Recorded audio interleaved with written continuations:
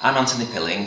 I'm formerly as Chief Architect for Lancashire, and before that, as a lad of 8 years old, I lived in Higherford and I used to come down to this mill and see it weaving.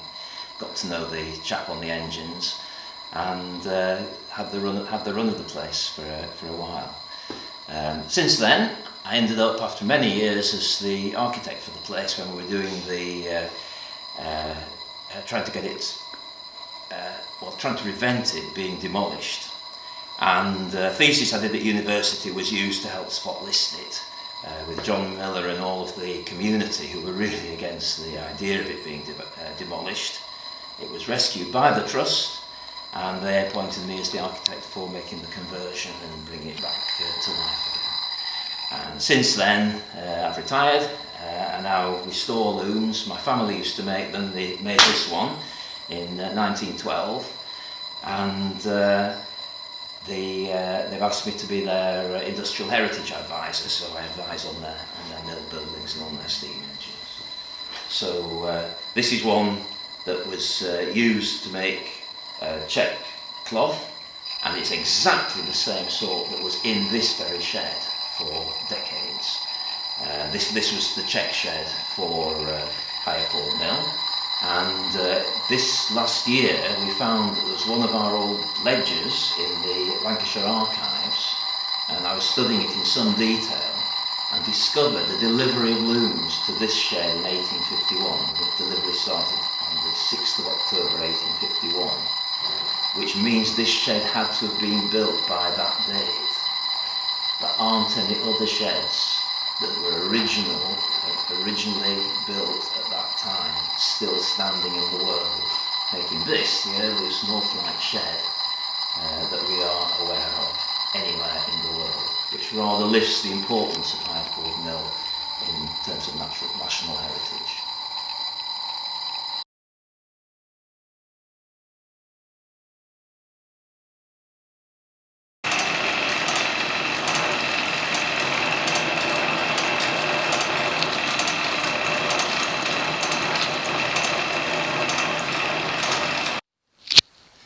This loom from the 1880s, Victorian loom, that we rescued from Yorkshire actually. It was made by Hattersley's in Keighley, and the bottom half was mainly there, the top half was missing, and we've rebuilt this here in order to get it back to working order. So it used to be used for making check fabrics. In fact, this is the last fabric that was that it wove. It was a check suiting in worsted, and we've still got the back beam with that on, but it's not actually set up to weave at the moment. It's missing the heddles that would have been lifted by these heads here from the cams at the side of the loom. So it's a side twill crossrod loom, and the interesting thing about it is that it's got a circular box which can take up to 6 different shuttles, different qualities of cloth. Yeah. Right, so I'll try and get it to run again. We don't have a motor, so it has to be done by hand. We'll normally have a 1/2 horsepower motor doing this.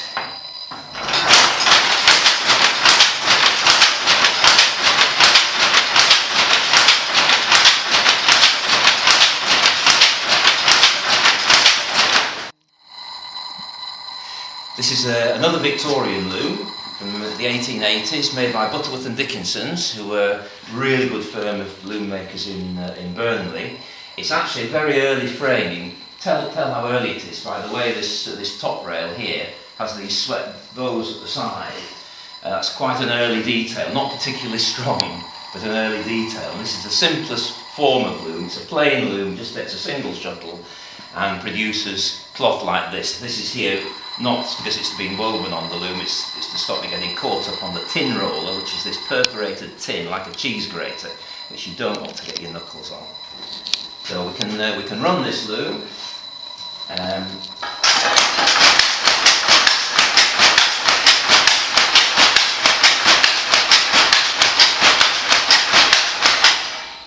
you can see that it's a slightly slower rhythm than the Hattersley because it's the wider width.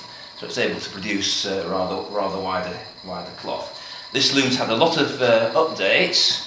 This is a 7-wheel pickles motion, whereas the older looms, that Tattersley only has a 5-wheel motion, which is really difficult to calculate for the speed that the cloth comes through, whereas on the 7-wheel you just change the pick wheel and there's a direct relationship between the number of picks that you get in the cloth and the size of that gear. There's an automatic warp stop motion from the 1960s, 50s, 60s that's been added to the loom so that the loom can be left running and it will stop itself automatically if the warp threads break, and it will stop itself automatically on the weft fork here if the weft runs out. So a weaver can weave, instead of say 6 looms at a time, they could weave up to 18 of these looms at once. So Victorian loom, but 1960s levels of basic technology.